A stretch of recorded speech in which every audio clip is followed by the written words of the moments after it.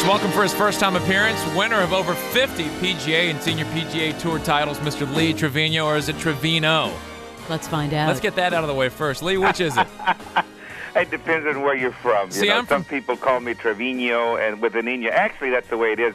But, if you sign as many autographs as I do, you try to shorten it as much as possible. Right. I'm a Texas boy from Corpus Christi. Oh, yeah, well, it's Trevino. You know that. Yeah, I know. See, Jimmy, it's Le Trevino. I guess, gotcha. because when you're signing those autographs, you don't want to have to deal with the tilde. No, tilde. You don't want to mess with the tilde. Yeah. And I forget which side of the eye to put it on. Yeah, that's right. That's right. Lee, you are responsible for two of my favorite golf quotes of all time. One, I guess, was it you who said, somebody asked you, do you feel a lot of pressure standing over a $50,000 putt? And then, do you remember what your answer was? Oh, yeah, my answer was, no. You see, people don't understand that. No, you don't. You don't feel pressure simply because if you miss it, you're going to get $30,000.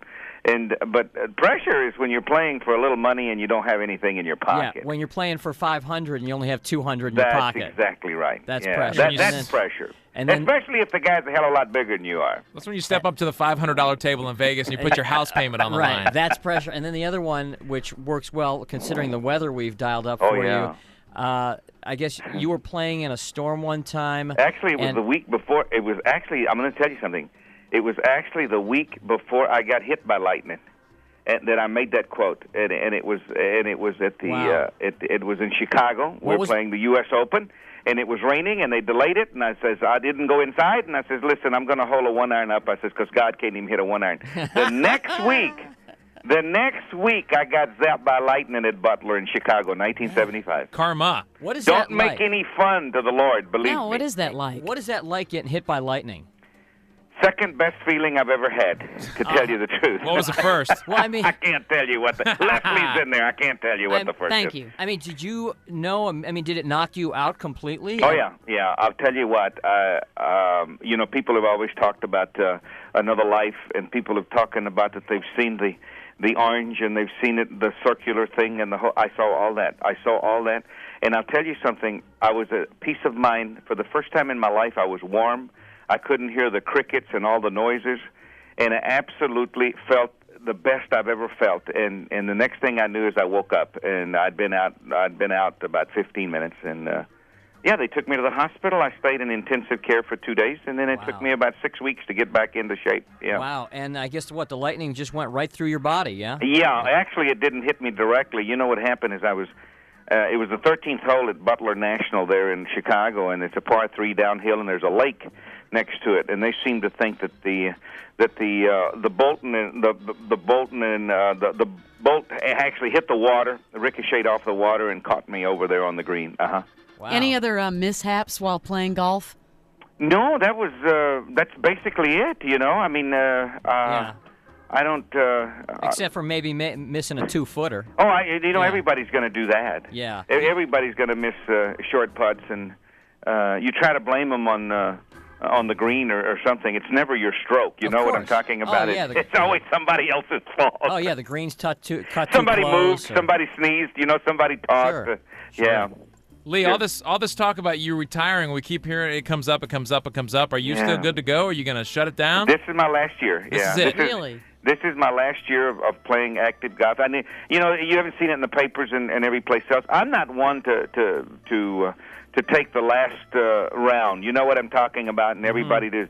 I'm not one for banquets and recognition in this. I kind of just fade away, and that's the way I want it. I don't want it any other way. I get calls all the time about banquets and honoring for me this and honoring that, and I'm not interested in that stuff. What is your total prize money up to, Lee?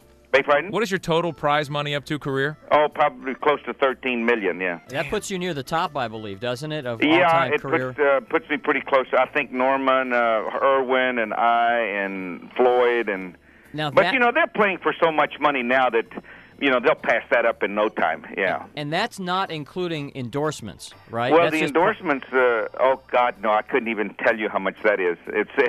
It's way, way, way more than I won. Yeah. Man, that's phenomenal. Yeah. Have you ever played golf with a president, or maybe a celebrity has called you to ask you to play golf and give him some tips. Yeah, because like we know President Clinton hangs out with Greg Norman. Oh, yeah. I have not had a chance to play golf with the president. I have had dinner when the president of Mexico came up last year for a state dinner. I was invited, and my wife and I had a lovely time up there.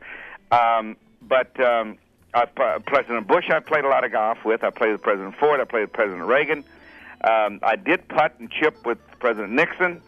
I did not know President Eisenhower. Who was the worst presidential golfer? They were all pretty good players. Oh, to tell come you on. the Really? truth.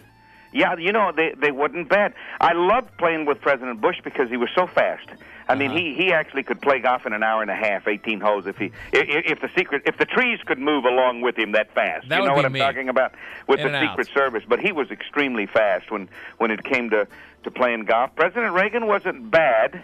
I think they were all about the same. They were all probably in the 80s, shot in the 80s. You know what's cool, I think, about your story is that you totally taught yourself, completely self-taught, how to golf. Well, I don't think it's very hard to do because it's everything you emulate. You look at people and you try to copy what they're doing. And as a youngster, I caddied for a very good player, which was an amateur player down in Dallas.